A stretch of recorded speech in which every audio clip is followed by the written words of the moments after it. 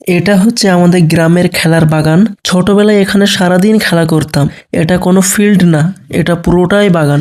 একসময় এখানে অনেক জঙ্গল ছিল, তারপর সেই জঙ্গলগুলোকে কেটে পরিষ্কার করে এটাকে একটা খেলার স্থান বানানো হয়েছে। ছোট থেকেই দেখে আসছি, একসময় যারা আমার সিনিয়র ছিল তাদেরকে এই বাগানে খেলতে দেখেছি, তারপর আমরা অনেক খেলেছি। এখন দেখি আমাদের পরের প্রজন্ম খেলা খেলছে।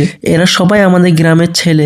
আসরে নামাজ পড়ে দেখি সবাই খেলতে চলে এসেছে, আর আমাকে দেখে ওরা বলল যে আমাদের সাথে খেলতে হবে, তাই আমিও যোগ দিয়ে দিলাম।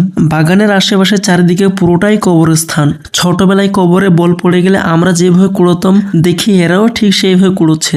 সত্যি বলতে শহরের ছেলেদের তুলনায় গ্রামের ছেলেদের ভয়ভীত অনেক কম। দেখলেই বোঝা যায় কিভাবে কবর থেকে ওরা বল তুলে খেলা করছে। আমাদের গ্রামে এই বাগানে কিন্তু একদম সকাল থেকে সন্ধ্যা পর্যন্ত ছেলে থাকবেই। এক কথা, এই বাগানে যখনই আসি কেউ না কেউ খেলা করছে। এই বাগানে কিন্তু আরো অনেক গাছ ছিল, আম গাছ, লিচু গাছ, নারকেল গাছ, যেগুলো কালবৈশাখী ঝড়ে অনেক ভেঙে গেছে। এখন রয়ে গেছে একটা কুল গাছ। একটা ডান্ডার বাড়ি মারতেই দেখি অনেকগুলো কুল নিচে ঝরে গেল।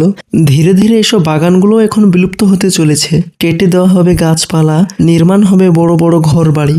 যেহেতু রমজান মাস চলছে, আর একটু খেলেই সবাই যার যার ঘরে চলে যাবে, কারণ সময় আর বেশি নেই ইফতারের। সময় খুব কম, কারণ 2-1টা বাচ্চা বাদে এখানে এরা সবাই রোজা রেখেছে।